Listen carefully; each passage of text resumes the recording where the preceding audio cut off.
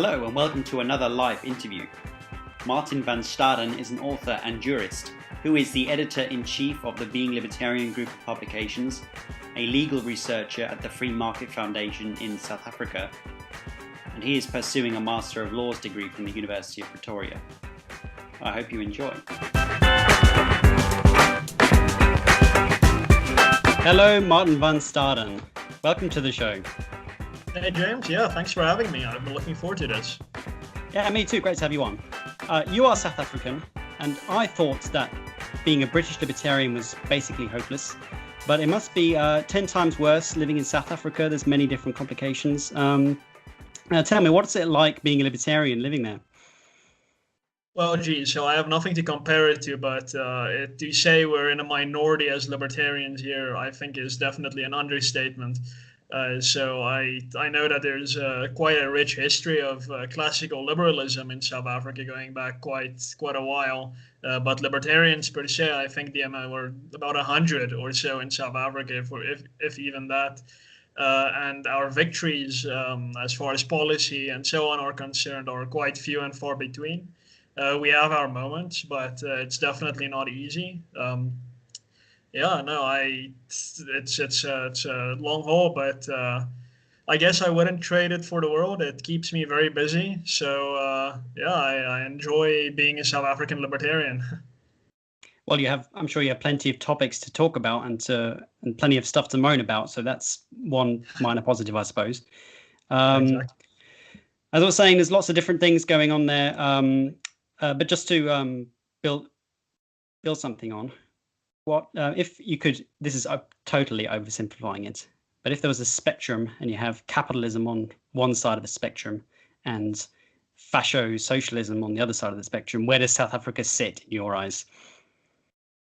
Geez, yes, yeah, that's quite a difficult question because it's quite unclear where the majority of the people stand. So we have a far less politically active populace. The vast majority of South Africans live in squalor and poverty, and for that reason, they don't really have time to get involved in the petty issues of daily politics. So I would probably say that as far as our politically active population is, I guess we are more or less center-left to left. And definitely heading further in the leftward direction, if right is understood to be freedom and left is understood to be tyranny. So we're definitely heading further towards the left, and we're about in the center of the left now. As far as the general population is concerned, it seems like there is a sense of personal responsibility. So I may take them as being dead center, maybe center-right-ish. But that isn't filtering through into the political realm, unfortunately. That is unfortunate. You may even have less of a philosophical basis to be able to teach people either. And at least in the United States, I always say this, there's a precedent for libertarian thinking, and the country is more or less founded by classical liberals. So you have that to fall back on. You could say, well, they can go back to the Constitution and say, which is a far more libertarian document than anything that's being enacted now, and they can point to that and say, look how far we've strayed. You can't even do that in the UK or in South Africa, which makes our job 10 times harder. Would you to an extent, in Britain you have people like John Stuart Mill, you have the Magna Carta, you have some precedent, and you can even say that America was born out of our country. So but in South Africa it seems like we exist on different paradigms almost. It's as if we don't speak the same language, which is extremely difficult. I mean, in America, if you go to someone and you say, let's agree on the basics, individual liberty is important, the usual answer would be yes, both would agree, and that's an accepted part, and then you disagree on the details of that. In South Africa, you can't even expect that. If you say individual liberty is important, you have to get into a long conversation about why the individual needs to be placed above the group. And I mean, there is group think in the West as well, but in South Africa, it takes a very, I don't want to say a primitive form, but it's a far more embedded situation whereby people consider it almost an affront to their entire worldview if you even imply that there should be such a thing as individual rights as opposed to just seeing society through the prism of some ethnic group. So yeah, it's a completely different paradigm.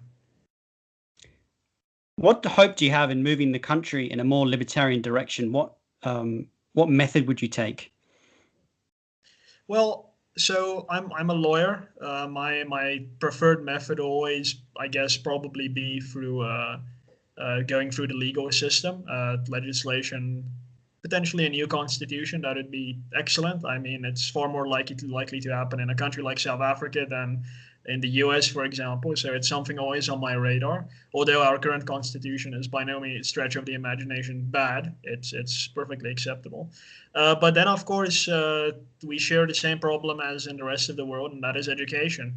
And that's what I guess I spend most of my time on, is just trying to convince people that libertarianism and, well, I guess we can't really use that word, but the free market generally and individual freedom produces better results. Like I said, most South Africans live in squalor, and usually they want a quick and easy answer to this, which isn't always easy to give. But the moment you get into explaining why they live in squalor because of apartheid and government essentially forcing them to be poor, and saying that we need to reverse this by getting government out of the way, you hope that at some level people understand that, and that plants a seed. So a lot of what I do and a lot of what the organizations I'm involved with do is simply to educate. And then, of course, the legal route, passing laws, going to court, and so forth. I don't know about party politics. I don't think there's much hope for that in South Africa. Like I said, it's a completely different paradigm when you bring up the idea of individual freedom to any political party, even those historically considered to be classically liberal. They would say that, yeah, that's nice, but that's a very I would say ivory tower-ish thing to be worrying about now. We need to address poverty, and that's all we're going to talk about. And that's obviously through government programs. So yeah, it's a completely different paradigm. So I don't have much hope for party politics, but lobbying and education, certainly. What's going on with this problem of land confiscation? Is this a real problem, or is it overblown by these alt-right types?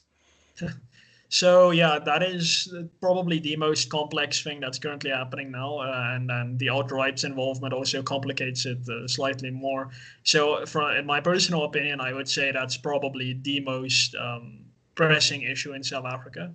So a little bit of context. So South Africa used to be like Britain. We had parliamentary sovereignty before 1994. Parliament could do it as it wanted. We didn't have any constitution. We had a common law right to own property that was denied to most South Africans, most Black South Africans across most of the country. And then in 1994 through to 1996, we gained our current constitution. And in no small part thanks to the Free Market Foundation, the organization that I work for, property rights provision was included in that constitution, which is section 25, which basically says that you may not be deprived of your property arbitrarily, and so forth. Then there is a provision in there that, that says the government may expropriate property. Now, this is known as eminent domain in the US. I think in the UK it's compulsory purchase, something like that, whereby the government can, without your consent, take your property. Most libertarians would be keenly aware of what the implications of this is. But there is a constitutional requirement, as in the US, that the government must pay compensation. And that is usually market value, but in terms of our constitution, it's not necessarily just market value. The history of the property, the extent that the state has subsidized that property, are all things that can be taken into account. Now, that has been in the constitution for about, 2 to 3 decades now. And now the government, so there's a political party in South Africa calling themselves the Economic Freedom Fighters. Now, that's a misnomer. They are a far left-wing communist party, and they broke away from the governing African National Congress in about, I believe, 2013, and they've been growing ever since. But the main pillar of their platform has been to seize land, and they specifically refer to land, although I believe they mean all property, from from everyone and have the state own that. Basically, communism 101. And what they've been focusing on is specifically the land owned by white farmers, because that's a very politically easy thing to go into. White people in South Africa are obviously very distinguishable from the general population, and there is, I guess, an intellectual perception of evilness of white South Africans, although it's not clear that the majority of South Africans necessarily agree with that. And now this breakaway group, the Economic Freedom Fighters of the ANC, has been growing, and the ANC has been losing mostly votes to them. So recently, when the ANC had its electoral conference, and it's caught in a crisis whereby I believe the ANC thinks it may lose an election in the future, it is trying to get some of these voters back. And as a result, I believe that is why they adopted this idea that the Constitution should be amended to provide for expropriation without any compensation, so as to pull the rug out from under this far left splinter group, so that they can say, look, we have the same policy, but we're just better, we're bigger, we have been the government, so come back to us and vote for us again. But that has unfortunately now set in process this whole thing about where the Constitution is going to be amended. And the narrative around it is extremely confused. So a lot of people, including the government, keep saying land. It's going to be land that will be taken. And the foreign press has picked up on this. And Breitbart is very active on this, and the Daily Wire and so forth, especially conservative Western press, now says that white farmers will have their land taken away from them by government. So I think there's a lot more nuance to that. I mean, a constitutional scholar who should know that it's going to be very difficult to amend a constitution and say that specifically property owned by white people will be subject to expropriation without compensation and no other property or land. That's very unlikely. So the direction that I believe the government is going to go in is they are going to amend the Constitution to say that any property, including land, but including basically anything else that they deem to be underutilized or unutilized, can be seized, and then compensation would be payable in all other circumstances. Although you never know if government, introducing vague constitutional language will really empower them to do whatever they want and seize property arbitrarily as they see fit. So yeah, that's a bit of a primer to this whole situation. Currently, the parliament just adopted the report of a constitutional review committee that did recommend that the constitution be changed. But as we sit here today, no bill has been made public that has the text of the amendment. So we're still quite in the dark about exactly how the government is going to go about this. But yes, I would say it's certainly the most pressing issue right now, because without property rights, or, well, secure property rights, I mean, if you don't get compensation from government when your property is expropriated, then government effectively doesn't recognize the fact that you ever owned it. So without compensation, as far as I'm concerned, there is no property rights. So if they take away that, I don't think there is going to be anything left. So yes, I think that is the most pressing thing that South Africa faces today. Absolutely. Thank you for that explanation. That was a lot more nuanced and probably more interesting than I thought it was. Now, if you take away the racial component, which just seems rather cynical and an excuse for this appropriation, it's more akin to a Venezuela type thing, like heavy nationalization. If the government sees fit, that private owners are not being responsible enough with resources for their so-called public good or whatever. That's exactly that. Our government has publicly stated that they're very friendly to the Venezuelan regime. What happened last year sometime, I think middle last year, quite hilarious, but the South African ambassador in Caracas in Venezuela said that if America ever takes military action against Venezuela, the South African army will be there to help Venezuela against Americans. And that was quite something to behold, knowing, of course, that the South African military is inadequate, if non-existent. So that was quite funny, but that just goes to illustrate the friendliness between these two regimes.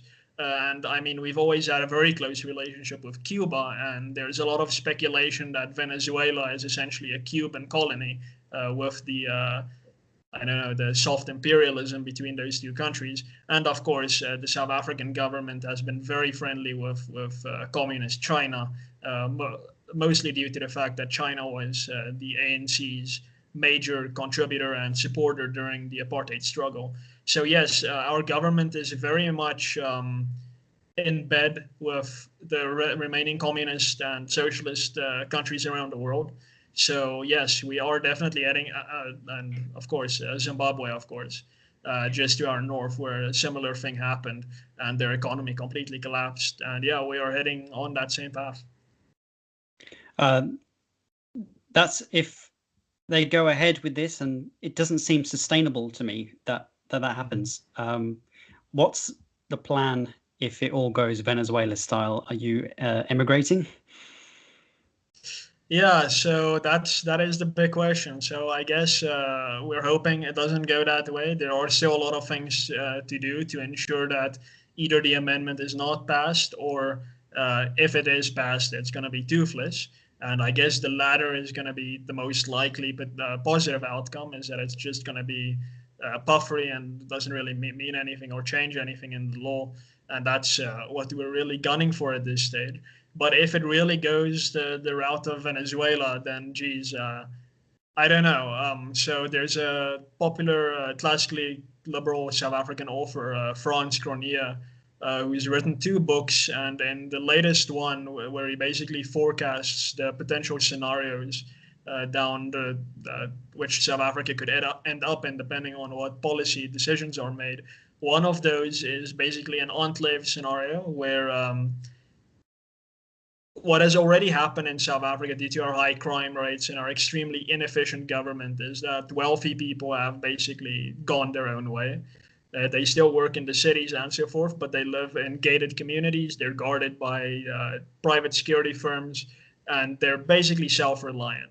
Now, this scenario says that that'll be taken to the extreme if the economy collapses completely, which it follows the government will also collapse completely because it is entirely dependent on the wealth of the taxpayers and so forth.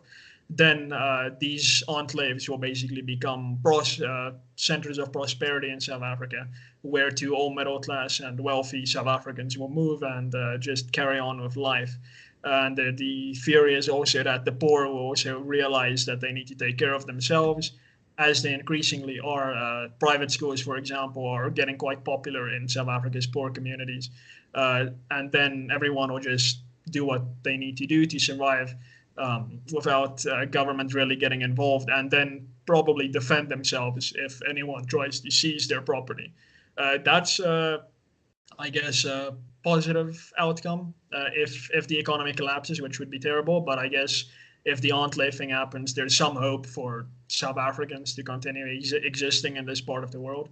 But other than that, I really can't say. I guess look at what's happening in Venezuela, what's happening in Zimbabwe. People are scattering to the wind and working abroad. And yeah, if that's what I need to do, that's probably what I will do. But for now, I guess the fight is still on. Well, I would hope my country would welcome you if possible. I mean, you'd have to deal with the bans on porn that's coming up. So there's that. Yes. But by comparison, we're living in a veritable utopia, I think. Yes, as far as stability goes, definitely. Although I am concerned about the fact that your government is far more efficient than mine. I guess South Africans get away with a lot more than Americans and the Brits do, thanks a lot in part to corruption and so forth. So the government just doesn't care. But yeah, I guess that's the trade you have to make if you want stability and a sense of certainty in your life. I guess it takes all types. There's something to be said for corruption, though, definitely. Oh, yes. Tell me a little bit about the Free Market Foundation. Well, what's their role in your activism in South Africa? Okay, so the Free Market Foundation was founded in 1975, so it's quite an old organization.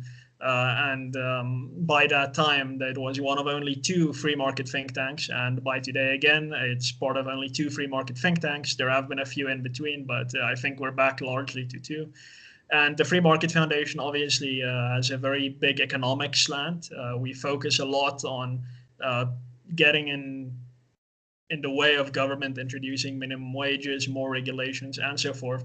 So our major focus is on the economics of the free market, but also, of course, on press freedom, personal liberty. One of my major projects is monitoring government's hate speech legislation, which we've been quite active in responding to. And I think it's one of our victories, whereby we had the first draft of the upcoming hate speech bill significantly watered down. So their new draft is far better, and I think that's in no small part due to the role that the Free Market Foundation has played. But also the Free Market Foundation, as I mentioned earlier, played an active role in the constitutional drafting of our current constitution. It's claimed that we got the property rights clause in. We're still trying to source that, but I have no reason to doubt that. That the Free Market Foundation really is responsible for that, and a lot of other sections of the Constitution. So this organization has played quite a substantial role in South Africa's development. And yeah, that's what we continue to do. And I started working here in 2017, January 2017, the year after I completed my law degree. So that is definitely, it's my dream job. I wouldn't know where else to go other than being a full-time activist for liberty. So yeah, I've been enjoying it, and yeah, we're continuing on. This is going to be my third year working for the FMF. Fantastic, and it's good to hear that one of these think tanks at least are doing something in the real world. They're actually affecting legislation. Sometimes I think the money just kind of goes in and then goes off into some abyss or something, and then it's difficult to put a figure on what counts as reasonable change for the money you put in. But it seems like the Free Market Foundation is doing something really cool there. What's also cool is that you're the editor-in-chief of Being Libertarian, who I've just started writing for. And that's had massive growth in a short amount of time. It's become one of the leading libertarian publishing outlets, I suppose, on the internet. First of all, how did you first get involved with Being Libertarian, and how can you account for its rapid growth? So in middle of 2015, myself and some other South African libertarians created what is today known as the Rational Standard.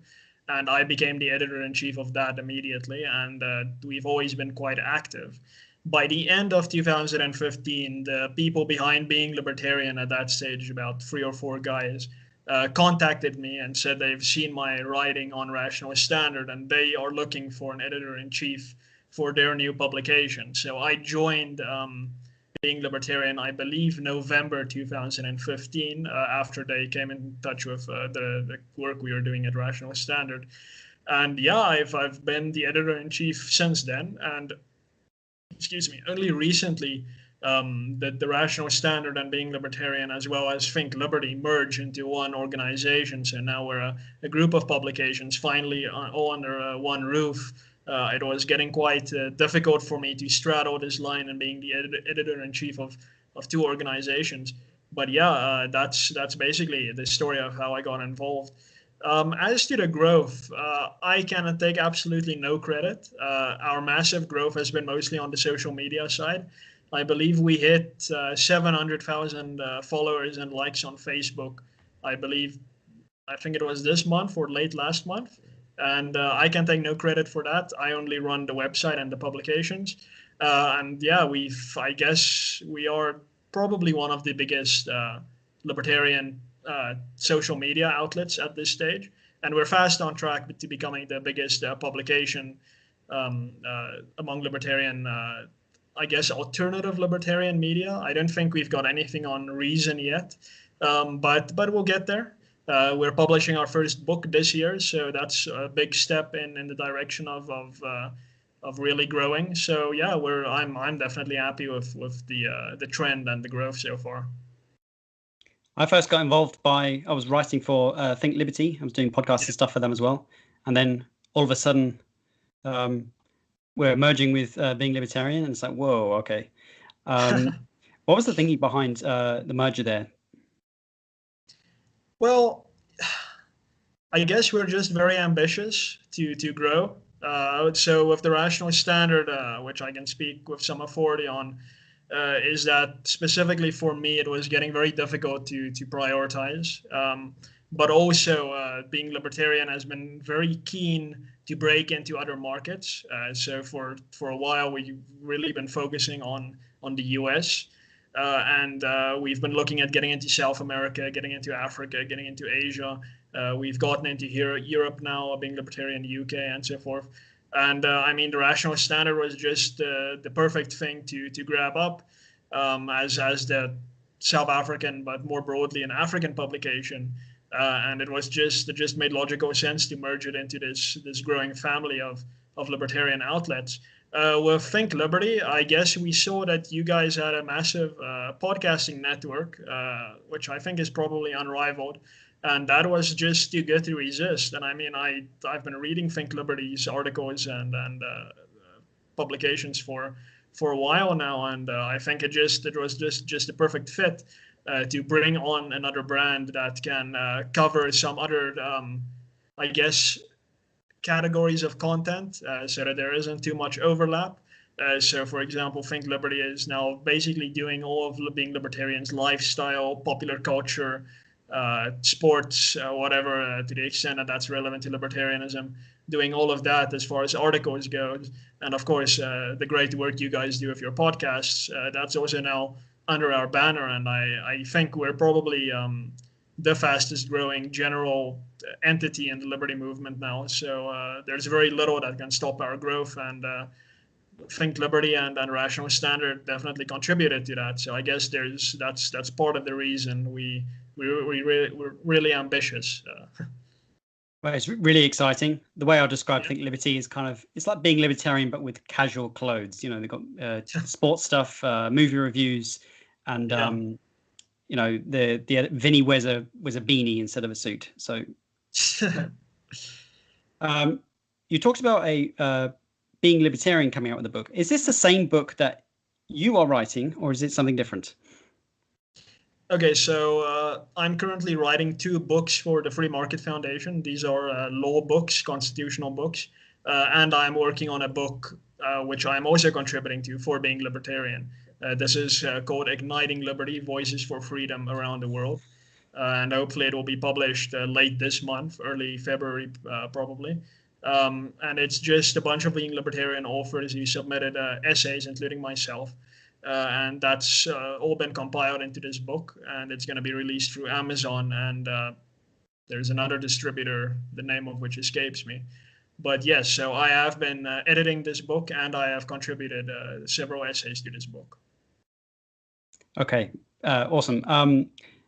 Yeah, I'll put all the links to all this stuff in the description so we can all keep up with it. So people can, if you haven't heard of Being Libertarian by now, I don't know what you're doing, and maybe you're not even a libertarian listening to this.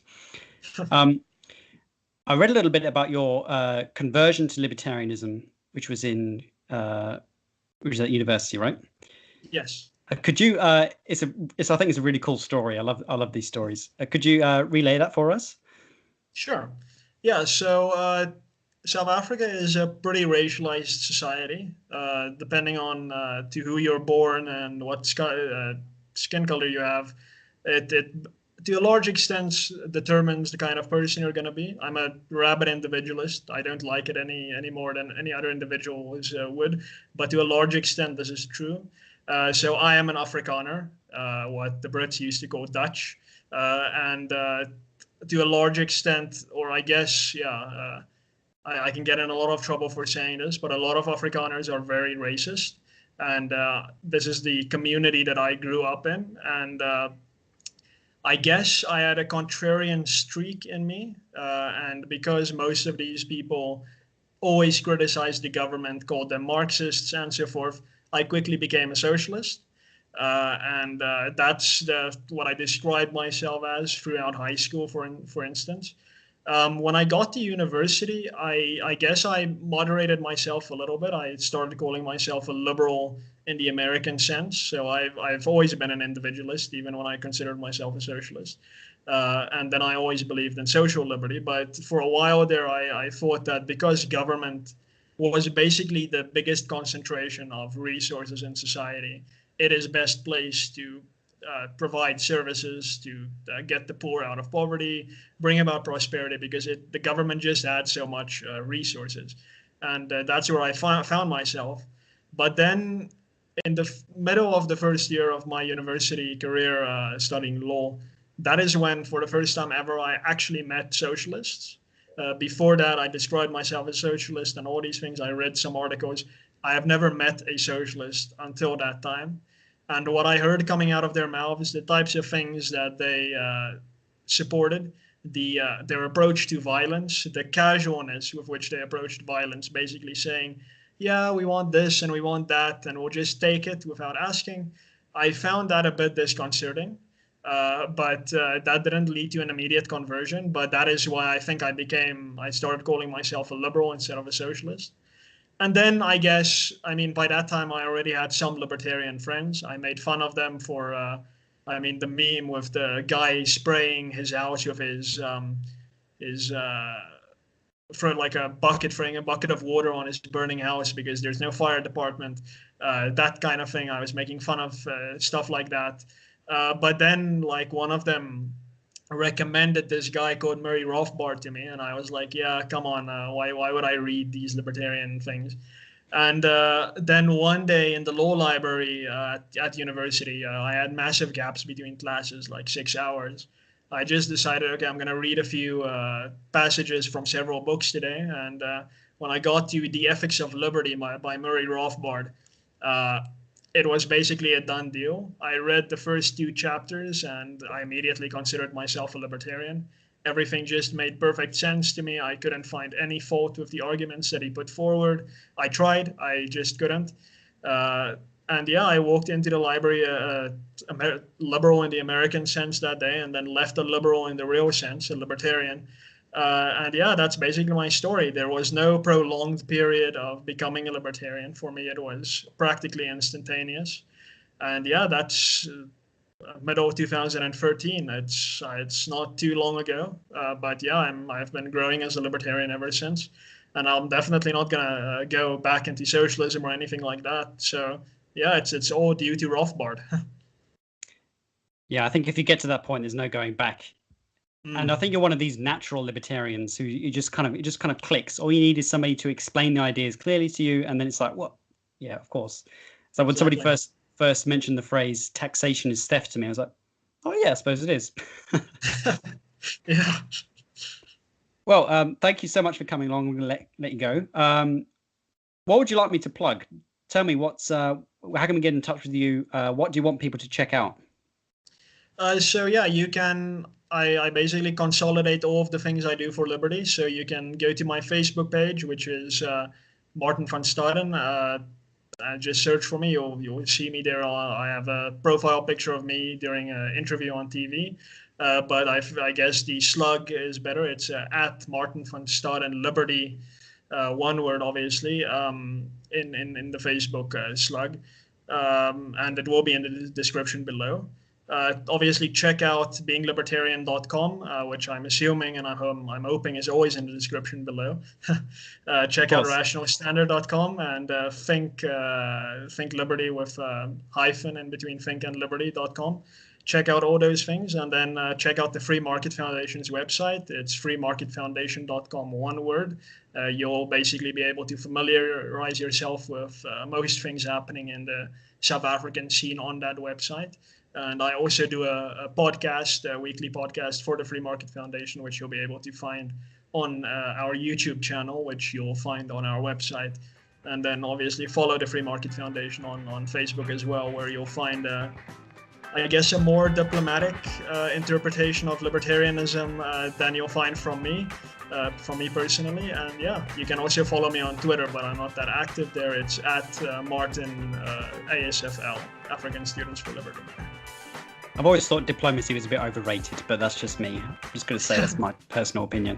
Yeah. Okay, thanks so much for coming along. Yeah, thanks for having me. Great. Bye-bye, guys. Cheers.